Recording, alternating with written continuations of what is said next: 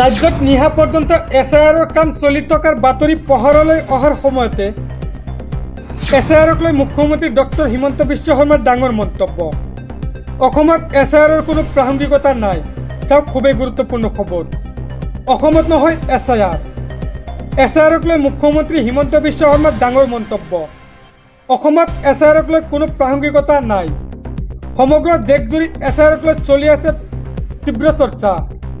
বিহাৰৰ এছআইআৰক লৈ কঠোৰ নিৰ্দেশ দিছে সৰ্বোচ্চ ন্যায়ালয়ে।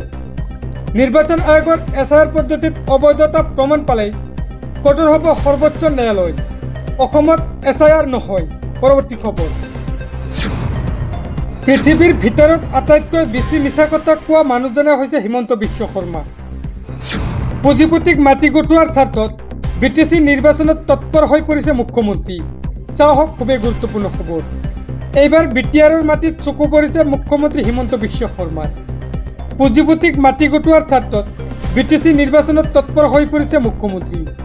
আদানী আম্বানীক বিটিআৰৰ মাটি গতাই দিব মুখ্যমন্ত্ৰীয়ে। হিমন্ত বিশ্ব শৰ্মাই জনসাধাৰণক কোৱা প্ৰতিটো কথাই মিছা কথা। পৃথিৱীৰ আটাইতকৈ বেছি মিছা কথা কোৱা লোকজনে হৈছে হিমন্ত বিশ্ব শৰ্মা। 10 ছেপ্টেম্বৰটো যে এটা মিছা কথা আছিল ৰাইজে ইতিমধ্যে বুজি পাইছে। মুখ্যমন্ত্ৰী তথা বিজেপি চৰকাৰৰ বিৰুদ্ধে সৰব হৈছে সাংসদ তথা এপিচিচিৰ সভাপতি গৌৰৱ গগৈ। পৰৱৰ্তী খবৰ। আহি গ'ল পূজাক লৈ এছঅপি।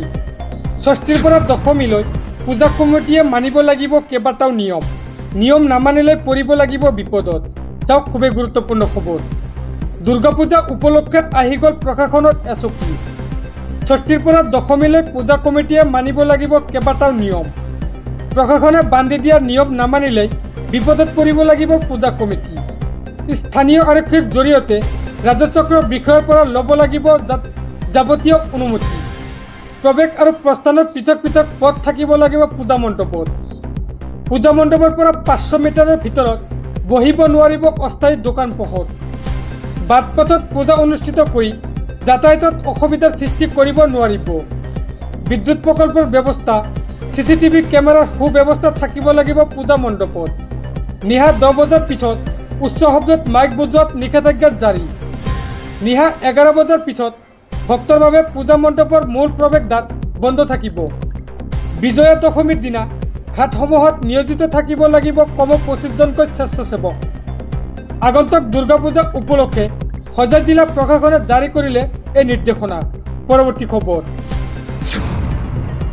মাত্ৰ 1 টকা মূল্যত আদানীক গতালে 1050 একৰ মাটি। 10 লাখ গছ ধ্বংস কৰি সেই ভূমিত নিৰ্মাণ কৰা হ'ব বিদ্যুৎ প্ৰকল্প। সংবাদমেল পাতি বিজেপিৰ বিৰুদ্ধে কংগ্ৰেছৰ বিস্ফোৰক অভিযোগ। চাওক সবিশেষ। মাত্ৰ 1 টকা মূল্যত বিজেপিয়ে আদানীক দিলে 1050 একৰ মাটি। 10 লাখ গছ ধ্বংস কৰি নিৰ্মাণ কৰা হ'ব বিদ্যুৎ প্ৰকল্প। বিজেপিৰ বিৰুদ্ধে কংগ্ৰেছৰ আন এক বৃহৎ ভয়ংকৰ অভিযোগ। বিহাৰত পুঁজিপতিক এটকাতে মাটি দিয়াৰ অভিযোগ বিজেপিৰ বিৰুদ্ধে। 33 বছৰৰ বাবে মাত্ৰ 1 টকাত বিজেপিয়ে লিজত দিছে মাটি। বিজেপিৰ বিৰুদ্ধে কংগ্ৰেছ নেতা পৱন খেৰাৰ বিস্ফোৰক অভিযোগ। কৃষকসকলক ভয় খুৱাই ভূমি অধিগ্ৰহণৰ অভিযোগ পৱন খেৰাৰ। ভাগলপুৰত 2400 মেগাৱাটৰ বিদ্যুৎ প্ৰকল্পৰ বাবে আদানীক মাটি দিয়া হৈছে আবণ্টন। নিৰ্বাচনৰ আগত এনেদৰে আদানীক উপহাৰ দিয়ে বিজেপিয়ে। পূৰ্ব মহাৰাষ্ট্ৰ ঝাৰখণ্ডৰ নিৰ্বাচনৰ আগে প্ৰকল্প দিয়া হয় আদানীক। নিৰ্বাচনত পৰাজয় হ'ব বুলি ধাৰণা হ'লেই আদানীক আগতীয়াকৈ উপহাৰ দিয়া হয়। সংবাদমেলত বিস্ফোৰক অভিযোগ তুলি সৰব হৈছে কংগ্ৰেছ নেতা পৱন খেৰাই। পৰৱৰ্তী খবৰ। ৰাজ্যত আকৌ এছিয়াছ বিষয়ে লগাইছে খলকনি। এইবাৰ এছিয়াছ পাৰ্থপ্ৰতিম বৰ্মনৰ কুকাণ্ড। মুছলমান যুৱতীৰ সৈতে ভয়ংকৰ কাণ্ড কৰাৰ অভিযোগ। চাওক সবিশেষ। ৰাজ্যত আকৌ এছিয়াছ বিষয়ে লগাইছে খলকনি। এইবাৰ এছিয়াছ পাৰ্থপ্ৰতিম বৰ্মনৰ কুকাণ্ড। মুছলমান যুৱতীৰ ভয়ংকৰ অভিযোগ। মানকাচৰৰ এছিয়াছ বিষয়া পাৰ্থপ্ৰতিম বৰ্মনৰ বিৰুদ্ধে সৰব হৈছে মুছলমান যুৱতীগৰাকী। যুৱতীগৰাকীয়ে অভিভাৱক মন্ত্ৰী কেশৱ মহন্তক দাখিল কৰিছে লিখিত অভিযোগ। দক্ষিণ হালমাৰা মানকাচৰ জিলাৰ চক্ৰবিষয়া পাৰ্থপ্ৰতিম বৰ্মন। মুছলিম যুৱতীগৰাকীয়ে চক্ৰবিষয়াৰ বিৰুদ্ধে দিছে অসৎ নিৰ্যাতন কৰাৰ অভিযোগ। চক্ৰবিষয়াৰ কাৰ্যালয়ত যুৱতীগৰাকীৰে পাৰ্থ বৰ্মনৰ তীব্ৰ বাক বিতণ্ডা। যুৱতীগৰাকীৰ হুলস্থুলৰ পিছত পাৰ্থপ্ৰতিম বৰ্মনে পলায়ন কৰা সেই স্থানৰ পৰা। যুৱতীগৰাকীয়ে দক্ষিণ হালমাৰা মানকাছাৰ জিলাৰ জিলা আয়ুক্তসহ আৰক্ষীৰ কাষ চাপিছে। পৰৱৰ্তী খবৰ। সংখ্যালঘুৰ ওপৰত হাত দিলে আমিও ক্ষান্ত নাথাকোঁ। সংখ্যালঘুৰ ওপৰত হোৱা বৰ্বৰতাক প্ৰতিহত কৰিবই লাগিব। বিজেপি চৰকাৰৰ বিৰুদ্ধে পুনৰ গৰজি উঠিল আমছু। চাহক সবিশেষ। সংখ্যালঘু ৰাজ্যৰ ওপৰত বাৰে বাৰে হাত দিলে আমিও ক্ষান্ত নাথাকোঁ। উচ্ছেদৰ নামত হিমন্ত বিশ্ব শৰ্মাই কেৱল মাত্ৰ এখন নাটক ৰচনা কৰিলে। সমগ্ৰ অসমত সংখ্যালঘুক তুচ্ছ জ্ঞান কৰি আছে বিজেপি চৰকাৰে। হিমন্ত বিশ্ব শৰ্মাই হাজাৰ উচ্ছেদ চলালেও আমি আমাৰ প্ৰাপ্য কাঢ়ি আনিম। ৰাজ্যৰ বিজেপি নেতৃত্বাধীন চৰকাৰৰ বিৰুদ্ধে পুনৰ গৰজি উঠিল আমছু। মুখ্যমন্ত্ৰী হিমন্ত বিশ্ব শৰ্মাৰ চকুত হৈ কেৱল আমছুৱেহে কথা ক'ব পাৰে। ৰাজ্যৰ সাম্প্ৰতিক পৰিস্থিতিৰ সৈতে যুঁজিবলৈ আমি যুঁজ দিব লাগিব। প্ৰতিটো অত্যাচাৰৰ বিহু ফালি সাহসেৰে মাত মাতিব লাগিব আমছুৱে। দৰং জিলা আমছুৰ শপত গ্ৰহণৰ অনুষ্ঠানত গৰজি উঠিল আমছুৰ সভাপতি ৰেজাউল কৰিম চৰকাৰ।